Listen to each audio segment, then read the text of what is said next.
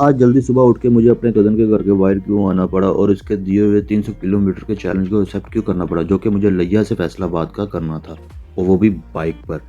تو میرے کزن نے مجھے کہا تھا اگر تم نے 300 کلومیٹر کا چیلنج کمپلیٹ کر لیا تو میں تمہیں 3000 روپے دوں گا۔ تو پیسوں کے معاملات میں آپ کا بھائی کہاں پیچھے رہ سکتا ہے؟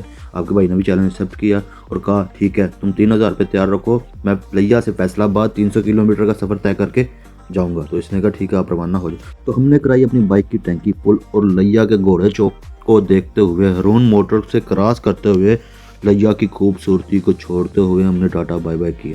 تو چوک اعظم کو ہم لوگ کیسے بھول سکتے بھیا، یہ لیا کی شان ہے، چوک اعظم کی خود کی پہچان ہے۔ تو اس کو ٹاٹا بائی بائی کیا اور اپنی منزل کی طرف روانہ ہو گئے۔ ایک بار دل میں ڈر سا تو آیا تھا یار، 300 کلومیٹر کا سفر طے کرنا بائک پر، وہ بھی پھر بھی اللہ کا نام لے کے ہم لوگ روانہ ہو چکے تھے اور کچے کے علاقے میں پہنچ چکے تھے۔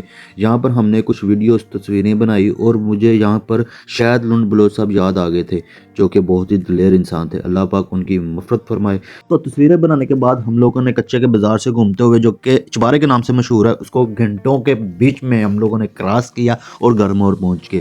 تو گھر مور پہنچنے کے بعد بھائی میں نے اپنے کزن کو پوچھا ہاں بھائی پیچھے بیٹھا ہوا ہے؟ اس نے کہا ہاں میں بیٹھا ہوں، آپ بائک چلاؤ میں چیٹنگ کر لوں ذرا۔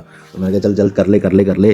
تو بھائی کچھ گھنٹوں کا پھر سفر طے کرنے کے بعد ہم لوگ پہنچ چکے تھے 18 ہزاری۔ تو 18 ہزاری سے کراس کرتے ہوئے ہم لوگ پہنچے دریا پر، جو کہ بہت مشہور ہے ہیڈ کریمو کے نام سے۔ تو وہاں پر ہم لوگوں نے کچھ ویڈیوز بنائی، کچھ تصویریں بنائی اور اس کے بعد کچھوے کی تیرنی دیکھی۔ تو کچھوے کی تیرنی دیکھنے کے بعد بھائی ہم لوگوں نے اگلے سفر کا آغاز کیا۔ ان چیزوں میں ہم لوگ ایک چیز تو بول رہے تھے، وہ کیا؟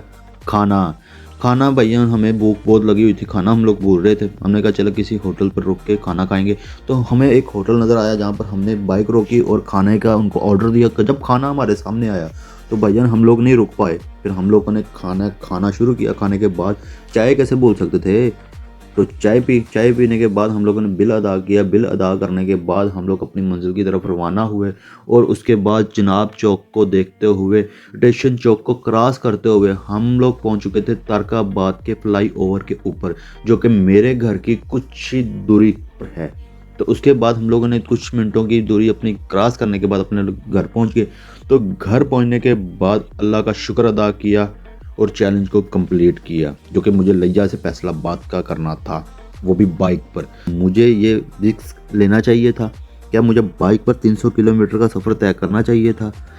اپنی کمنٹ میں رائے ضرور دیجیے گا، اور باقی میرا بلاگ اگر اچھا لگا ہو تو مجھے شیئر، کمنٹ، لائک ضرور کر کے جائیے گا، ٹھیک ہے؟ میرے چینل کو سبسکرائب بھی کیجیے گا۔ باقی دعا میں یاد رکھیے گا۔ اللہ حافظ۔